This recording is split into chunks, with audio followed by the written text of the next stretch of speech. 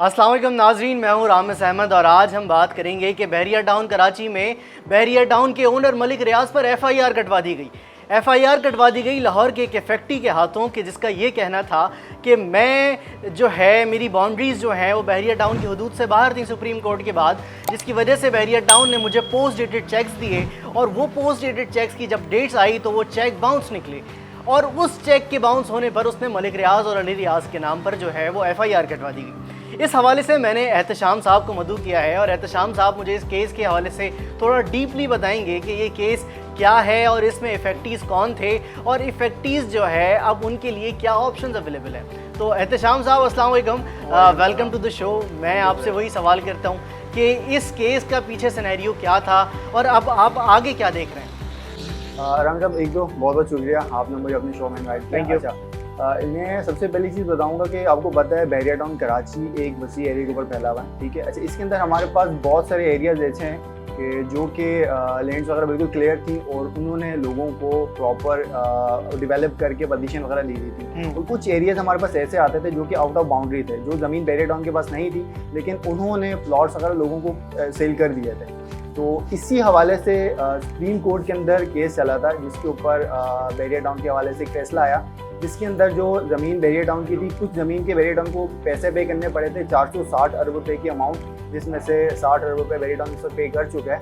बाकी ज़मीन जो अफेक्टीज थे, जो आउट ऑफ बाउंड्री में आ रहे थे, उनको रिफ़ंड करने का सुप्रीम कोर्ट ने हुक्म दिया था कि आप इन सब लोगों को रिफ़ंड कर दें और इसके बदले में इनको कहीं और प्लॉट वगैरह दे दें। तो उसमें ये हुआ था कि बहुत से लोगों को ने वहाँ पे रिफ़ंड वगैरह अप्लाई किया था और उनको चेक्स वगैरह मिले थे। चेक्स वगैरह भी प्रॉपर तरीके से क्लियर नहीं हो पाए, बाउंस होते रहे। तो ये जो अभी जिस हवाले से आप जिक्र कर रहे हैं, कल यही एक वाक़या पेश आया है लाहौर के अंदर, जिसमें एक अफेक्टी ने जो है मलिक रियाज साहब के ऊपर FIR कटवाई है चेक बाउंस होने की सूरत में। अच्छा, तो मुझे आप ये बताएं कि FIR कटवा दी गई, चेक भी बाउंस होने की सूरत में, तो इसके बाद ऑप्शंस क्या अवेलेबल है हमारे पास कि अब एक तो वैसे ही बहरिया टाउन के हवाले से हमें भी हम तक को जो है वो मुख्तलिफ बातें सुनने को मिलती हैं कि हम बहरिया टाउन की जो है उसके हवाले से डिफेंस करते हैं, उसका डिफेंड करते हैं। मगर मैं ज़रा खुल के बात करना चाह रहा हूँ कि बहरिया टाउन जब ऑप्शंस अवेलेबल कर रहा है और फिर उसको पूरा नहीं कर रहा है, तो अब क्या करे आवाम जो है वो मुश्किलात का सामना कर रही है और वो मुश्किलात में सामने करने की वजह से बिफर रही है। वो जो है वो गुस्से का अंदाज़ उसका ऐसा ही है कि वो कहीं FIR कटवाएगी तो कहीं जो है वो सलवातें पेश करेगी। अब बहरिया टाउन जो है वो उसको चेक बाउंस हो रहे हैं उसके, अब क्या ऑप्शन अवेलेबल है, अब क्या किया जाए। रामी साहब, आप बिल्कुल ठीक कह रहे हैं। अगर मैं भी अपने ऊपर ये बात रख के सोचता हूँ, मैं छोटी छोटी अमाउंट जमा करके एक अपना प्लॉट परचेज़ कर रहा हूँ, फ्यूचर के वाले उसके बारे में सोचता हूँ, तो अगर वो आउट ऑफ बाउंड्री निकल आता है या अब 2 साल 4 साल 5 साल बाद भी वो माइनस के रेट के ऊपर खड़ा होता है, तो मैं भी जाहिर सी बात है किसी से भी बात करूँगा तो मैं इसी तरीके से रिएक्ट करूँगा। बिल्कुल ऐसा ही होता है।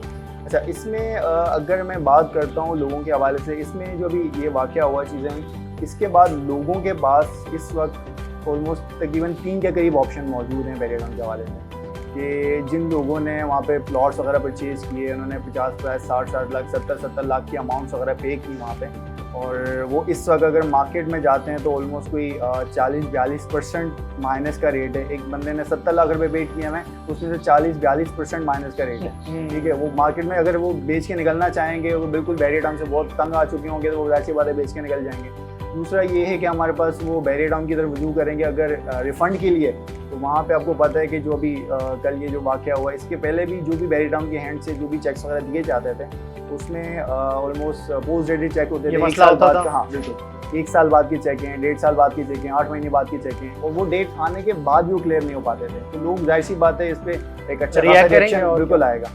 तो देखें, अगर मैं इस वक्त बात करता हूँ कि लोग क्या कर सकते हैं, क्या ऑप्शन मौजूद हैं उनके पास, फिल वक्त अगर मैं बात करता हूँ तो अभी मैं अगर थोड़ा सा पीछे चलता हूँ, जब ये बहरिया टाउन के अंदर ये केस स्टार्ट हुआ था, ये मामला शुरू हुआ था लैंड वगैरह का, उस वक्त शुरू में मर्जिंग का ऑप्शन आया था जब, तो बहुत से लोगों ने इसके अंदर मर्जिंग करवाई थी प्राइवेट बिल्डर के प्रोजेक्ट्स वगैरह के अंदर, और बहुत से लोगों ने उसको जो है इसको अवेल नहीं किया था। और जाहिर सी बात है शुरू में हर बंदा डरा हुआ था कि आसमान से गिरा खजूर में अटके वाला सिनेरियो ना हो जाए। सही बात तो उसमें जिन लोगों ने उस वक्त वहाँ पे मर्जिंग करवाई वो अल्हम्दुलिल्लाह माशाल्लाह हमसे भी हमारे जो पर्सनल क्लाइंट थे, हमारे जो हमें ऊपर ट्रस्ट करते हैं, काफ़ी लॉन्ग टर्म उनको फ़ायदा हुआ, वो बिल्कुल फ़ायदा हुआ, प्रोजेक्ट्स वगैरह डिलीवर हुए अल्हम्दुलिल्लाह। इस वक्त अच्छा, ये मुझे ज़रा इस मर्जिंग के हवाले से बताएं कि पहले जो बाउंड्रीज हमारी ख़राब, जो बहरिया टाउन की बाउंड्रीज डिसाइड हुई, जो बहरिया टाउन की बाउंड्री से बाहर लोग थे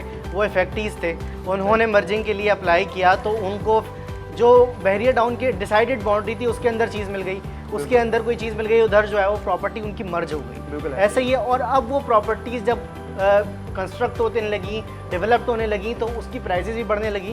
तो जो माइनस वाली चीज़ आपको मिल रही थी, माइनस वाला ऑप्शन था, वो ऑटोमेटिकली ख़त्म हो गया, बल्कि प्लस में चले गया। ठीक है, ये केस मुझे समझ में आ रहा है और क्या कहते हैं, ये केस एक लॉजिकल केस है।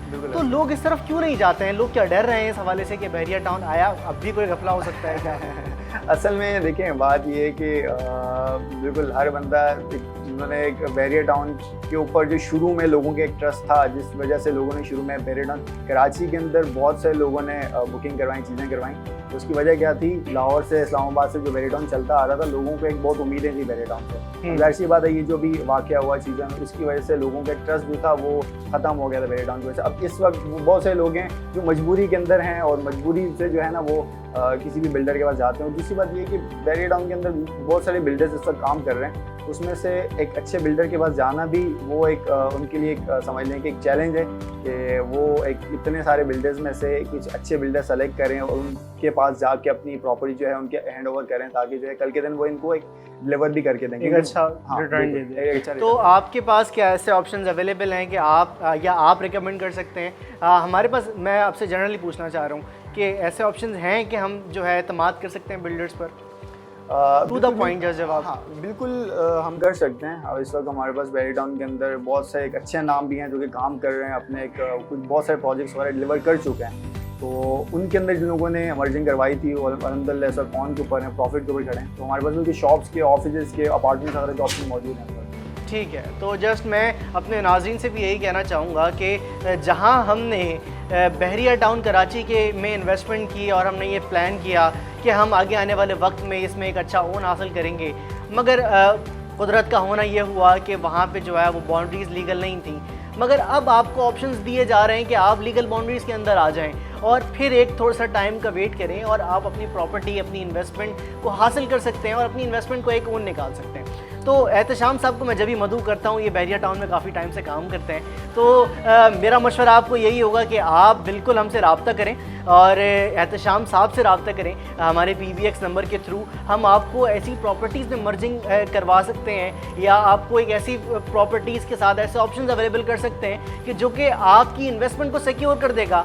साथ साथ आपको एक चीज़ फाइनलाइज हो जाएगी कि हाँ मेरी इन्वेस्टमेंट सिक्योर है, मुझे आगे जाके प्रॉपर्टी मिल जाएगी, क्योंकि वो अब बहरिया टाउन की लीगल बाउंड्री के अंदर आ रहा है। तो इंशाल्लाह हम आपका जो है हम आपके लिए जो हो सका वो करेंगे और आपकी कॉल्स का इंतज़ार रहेगा और आपके मसाइल के हल के लिए हम मौजूद हैं। और जहाँ तक बात बहरिया टाउन के हवाले से है, बहुत बहरिया टाउन को बोला जा रहा होता है, तो उस हवाले से मसलों का हल मौजूद है। तो मसलों के हल की तरफ जाया जाए, ना कि मामलात को और बातों को मज़ीद बढ़ाया जाए। तो इसी हवाले से इंशाअल्लाह मज़ीद वीडियोज़ के लिए आप देखते रहिए रेड बॉक्स। शुक्रिया।